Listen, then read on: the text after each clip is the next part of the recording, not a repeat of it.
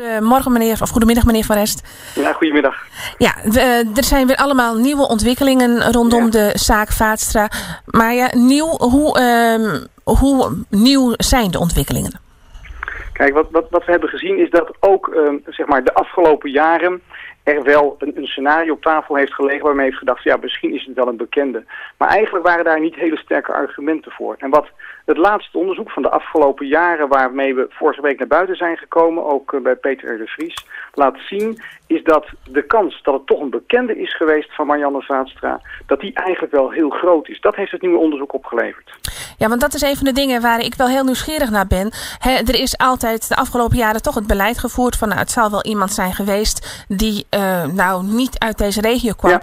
Als er vanaf het begin een tweesporenbeleid was gevoerd, waarin was gezegd van, nou ja, goed, het kan natuurlijk iemand zijn die niet uit de regio komt. Maar goed, het kan ook zijn dat Marianne deze persoon goed heeft gekend en dat het die persoon is. Was er dan al eerder een break in de zaak geweest?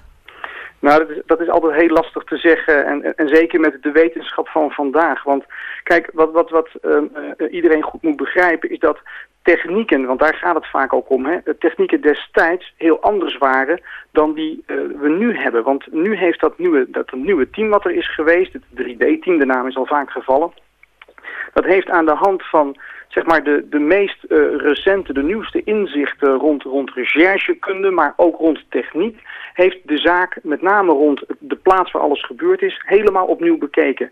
En daaruit zijn allerlei nieuwe gegevens gekomen die extra argumenten opleveren voor de stelling. Het is waarschijnlijk een bekende geweest van Marianne. Ja, want wij leven in een tijd waar mensen elke dag bijna kijken naar televisieprogramma's waar de meest gekke dingen en de meest gekke zaken worden opgelost door forensische instituten. Hebben de mensen een te geïdealiseerd beeld van wat er eigenlijk en hoe snel het eigenlijk kan gaan? Want ja, dat gebeurt voor je gevoel in 3 dagen. Ja. Maar dat is toch wel heel geïdealiseerd? Ja, ik wou zeggen, dat heeft niks met de werkelijkheid te maken. Want dat zijn inderdaad moorden, de meest ernstige dingen die in no time worden opgelost. Kijk, wat we bijvoorbeeld zien, een goed voorbeeld daarvan is de hele ontwikkeling rond het DNA-onderzoek, is dat we vandaag de dag uit een heel klein beetje materiaal, een heel klein spoortje, eigenlijk al heel veel informatie kunnen halen. Nou, dat is echt een ontwikkeling van jaren geweest. Dat was in de tijd rond de moord, 1999, was dat absoluut niet mogelijk. Nou, dat zijn allemaal van die dingen die maken dat we nu andere ontdekkingen kunnen doen dan we in de begintijd hebben kunnen doen. En dat brengt ook dit resultaat voort. Ja, want ik ben wel heel nieuwsgierig. Stel je voor, je hebt DNA-materiaal en daar heb je referentiemateriaal naast liggen. Hoe lang duurt het voordat je dat aan elkaar gecheckt hebt? Nou, op zich is dat, als het gaat op 1 op 1... Kijk, want dat is natuurlijk ook veel gebeurd. Op vrijwillige basis hebben ruim 800 mensen meegewerkt aan DNA-onderzoek om te kijken, is dat nu wel of niet de dader? Nou, die 1 op 1 check, dat is niet tegenwoordig heel ingewikkeld meer. Relatief gaat dat snel. Waar het Nederlands Forensisch Instituut nu mee bezig is, dat verwantschapsonderzoek, ja, dat is een veel ingewikkelder onderzoek, want daar moet je van het materiaal wat ze in de DNA-databank hebben zitten, en dat zou dus van een verwant kunnen zijn van de dader. Dat is het onderzoek wat nu plaatsvindt. Ja, dan moet je eigenlijk weer een nieuw profiel van maken.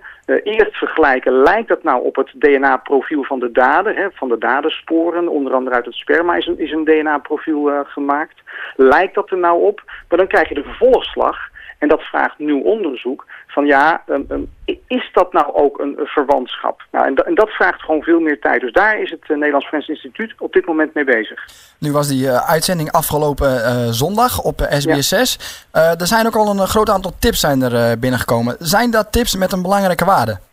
Ja, er zijn op dit moment rond de 70 tips bij de politie binnengekomen. Daar zijn we natuurlijk ontzettend blij mee, want we hopen inderdaad dat het nieuwe informatie genereert.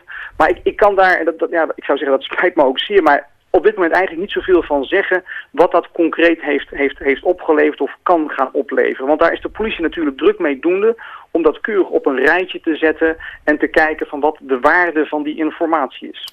Nog even terugkomend op het DNA-onderzoek. U legt ons dat daarnet ook al uit. Stel er komt niks uit dit eerste onderzoek. Ja. Wordt er straks een beroep gevraagd op de bevolking? Nou, dat kunnen we op dit moment niet zeggen. Want dat heeft te maken met het feit dat eventuele grootschalige verwantschapsonderzoek, de bevolking die gevraagd zou worden daaraan mee te werken, dat is een geweldige operatie, dat zal iedereen begrijpen. Wij gaan dat dan wel voorbereiden als dit onderzoek, dit eerste zeg maar, niks oplevert. Maar het is ook goed om te weten dat wij daar hier in het noorden niet over gaan. Want het is vanwege ook de ingrijpendheid van dat soort onderzoeken, is het college van procureurs-generaal, de bazen van het OM zal ik maar zeggen, die beslissen daarover. Dus wat we hebben gezegd met elkaar is van oké, als dit niks oplevert, gaan we dat anders zeker voorbereiden. En zullen we op basis daarvan, de argumenten die we daarvoor hebben, de manier waarop we dat ook zouden willen inrichten, ja, dat zouden we dan eventueel aan het college van procureurs-generaal voorleggen, die daar vervolgens dan over moet gaan beslissen. Dus ik kan niet op dit moment gaan zeggen dat het dan ook gaat gebeuren. Dus even resumerend, er zijn op dit moment openingen, maar het kan toch nog wel enige tijd duren voordat daadwerkelijk daar meer bekend over is. Ja, want de tips die zouden, kijk, als er een gouden tip tussen zit, dan kan het snel gebeurd zijn. Als de dader zich meldt, en de heer Vaanstra die zei het al, dat zou helemaal natuurlijk mooi zijn, omdat hij merkt het net gaat zich sluiten. Maar is dat niet het geval, dan moeten we er rekening mee houden dat het toch zeker een aantal maanden gaat duren voordat we zeg maar vervolgstappen weer kunnen gaan zetten. Voor eerst bedankt voor deze toelichting, persofficier van de Justitie, Pieter van Rest. En ik wens je ook een fijn weekend. Eens gelijk, dank u wel. Tot ziens.